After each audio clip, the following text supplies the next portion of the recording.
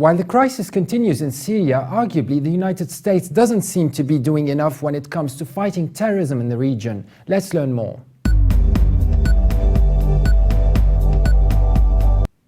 A study by the Washington Institute is titled Western Foreign Fighters in Syria, Implications for US CVE or Countering Violent Extremism Efforts, a study by Shaarik Zafar, Deputy Chief of the Homeland Cyber and Countering Violent Extremism Group at the Office of the Director of National Intelligence Counterterrorism Center. The study looks at individuals who joined rebel forces in Syria, commonly reporting that European Muslims were motivated to go to Syria because they saw horrific images of the conflict or heard about atrocities and wanted to help their fellow Muslims. So where are these fighters coming from? Estimates on Zafar's list include fighters coming from more than 40 countries, including many in Europe, the Middle East and North Africa, but also from North America, Central Asia and even Australia. European government estimates that at least 1,000 Westerners have traveled to join the fight against President Assad. The study then looks at the reasons motivating individuals to fight in Syria.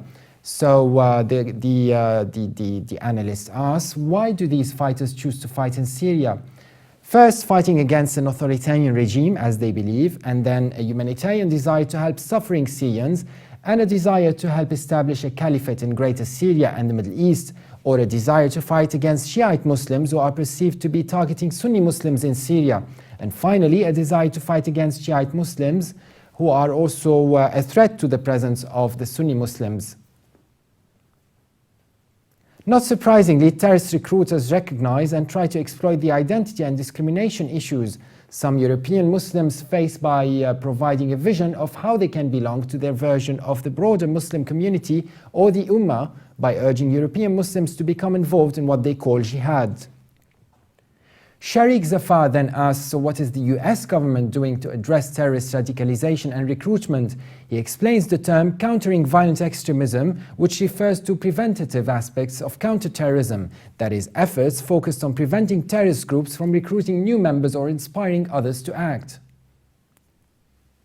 Zafar asserts that this is separate from disruptive actions which focus on stopping acts of terrorism by those who have already subscribed to violence.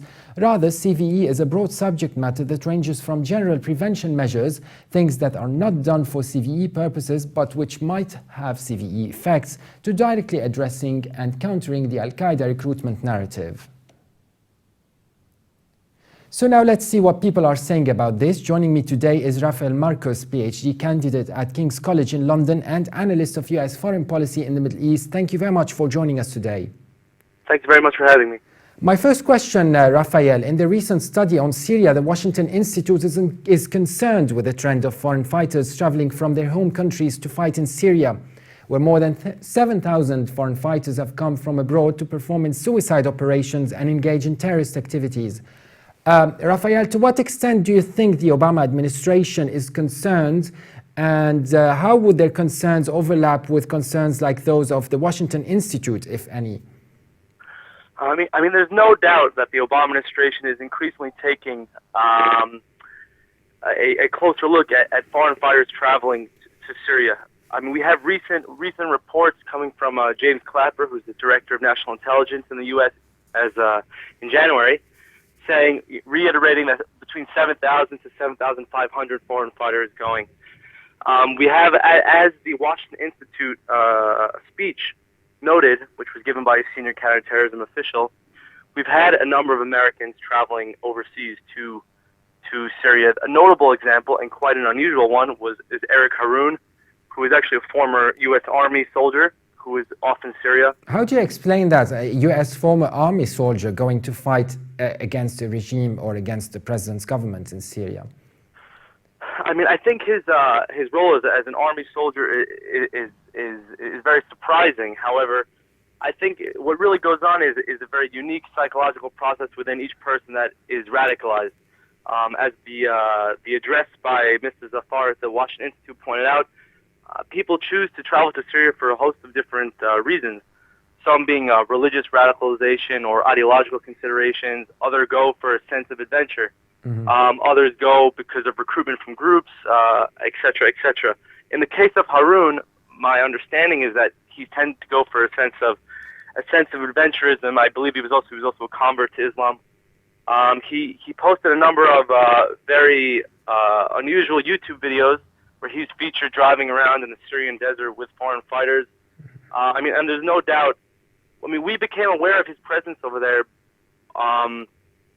through YouTube videos, and the FBI, I believe, in negotiation with his family, he was arrested upon his return when they became aware of what he was doing. But everyone in Syria, from the West, goes through a unique radicalization process. There are, of course, overlying trends regarding radicalization, but everybody, in the end, it's a very human process, very psychological process.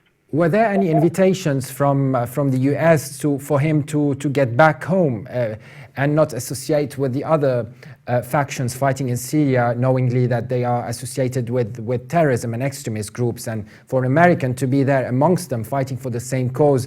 Don't you think that calls for him to consider going back home, maybe? I think once they became aware that he was there, they of course used leverage with his family in the U.S. Mm-hmm. Regarding the specifics, we have. I'm not totally aware of the total specifics of that individual case because a lot of it is very sensitive regarding mm-hmm. law enforcement. However, there was another interesting case which was mentioned in the address. A female convert to Islam named Nicole Mansfield, who was actually killed in Syria. The Syrian regime broadcast pictures of her driver's license from Michigan. Yes. And again, this regarding her indoctrination and drive to travel overseas.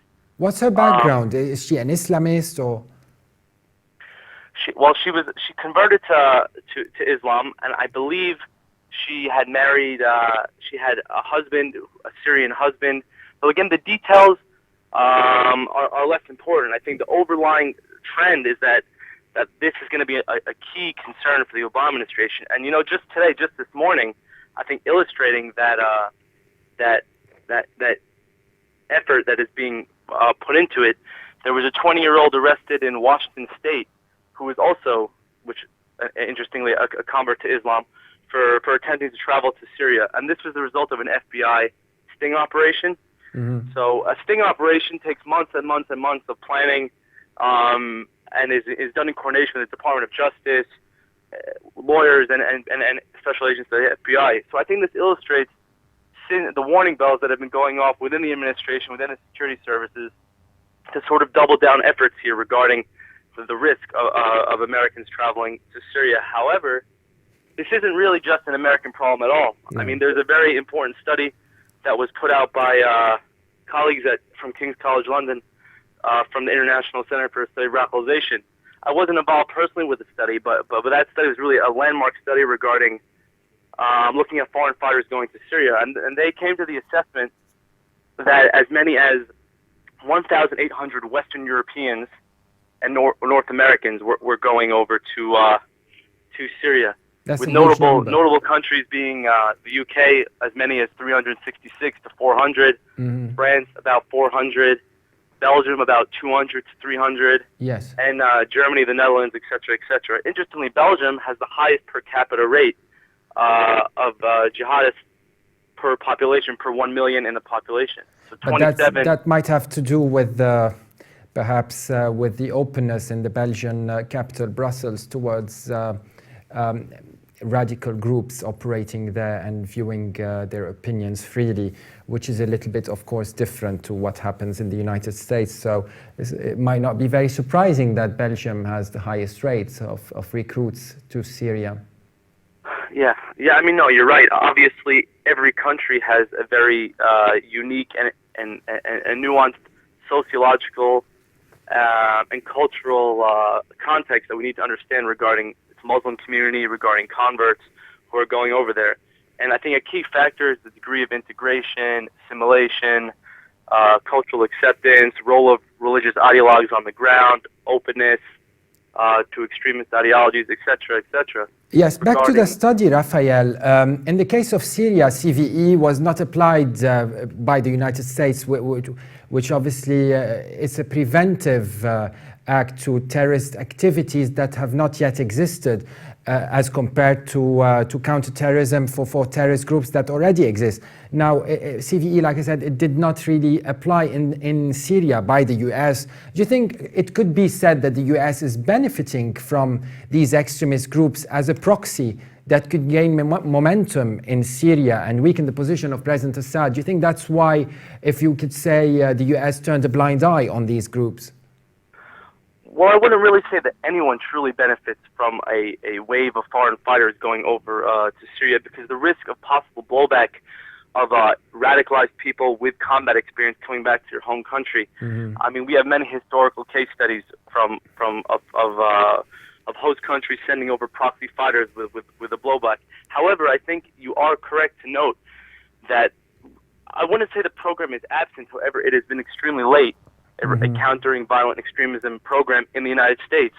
If you compare it to the UK, for example, in 2007, the UK unveiled its PREVENT strategy, as it's called, for preventing violent extremism, and it was again updated in 2011.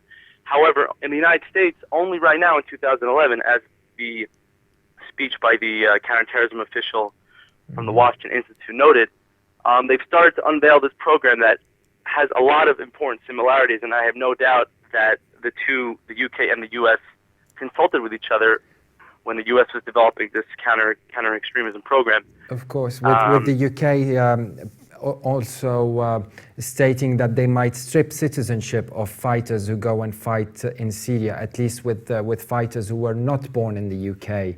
They could come back and get stripped of their citizenship if it was proven that they were fighting in Syria. So that could have influenced also policymakers in Washington. Thank you very much, Raphael Marcus, for joining us today.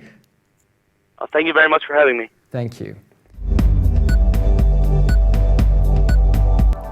For more updates, please visit levant.tv. Thanks for watching and bye for now.